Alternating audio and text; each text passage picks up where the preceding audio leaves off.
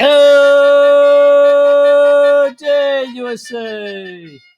Welcome to Flag Stewards, Be a Stud Citizen. Reminders from our flag for Wednesday, April 7th of 2021. Yeah, we're here relaying a little U.S. history and civics info for each day to you students across this great land.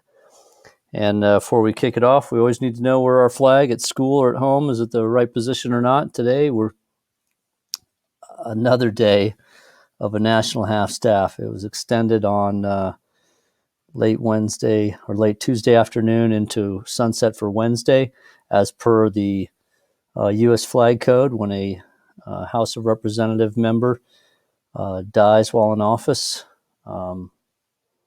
they're extended a national half-staff in their honor, which goes on the day, basically it's one day after they have passed away.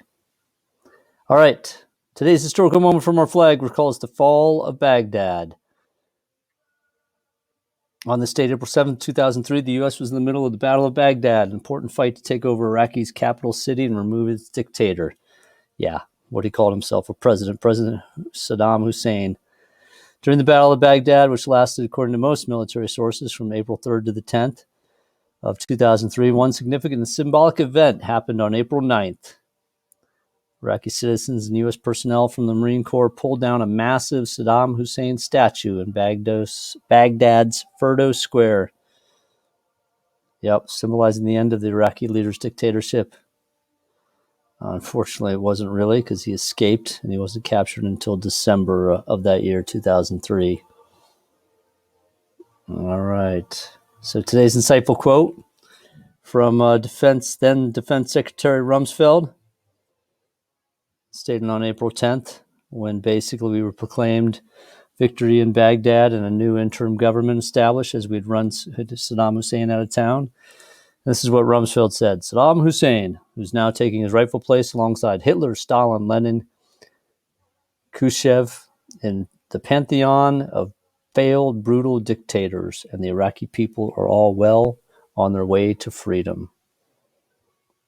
That was Secretary of Defense Rumsfeld in 2003. Don't know if we quite reached that full level of freedom, but we keep pushing and keep trying to make it happen.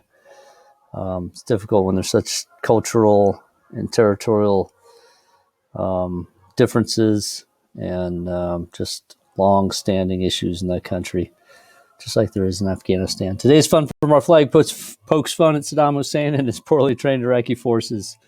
Do you know why it's so easy to train Iraqi warplane pilots? I don't know. Well, you only have to teach them to take off, because the American fighter planes are going to shoot them down. All right. And so do you know what the national bird of Iraq is during the U.S.-Iraq War? No. It's a duck, of course, because all the Allied aerial bombing and artillery shelling, that's all they were doing, constantly ducking for cover. And finally, do you know why Iraq's Navy ships had glass hull bottoms? Well, it's not to see the beautiful reefs of the Persian Gulf, because there really aren't. It's so the Navy can see the Iraqi warplanes down below. Yep, shot down and laying at the bottom of the Persian Gulf. All right. Now it's time to recite the Pledge of Allegiance. Students across America at home or school inspired by America's liberating of the city of Baghdad and all of Iraq during 2003, please unite.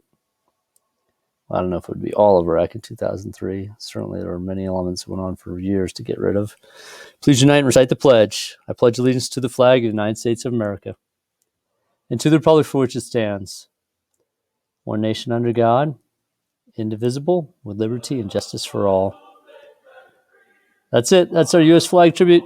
Go out and be a stud citizen. That means being awesome, good to each other citizen. Keep America beautiful. And remember, in God we trust.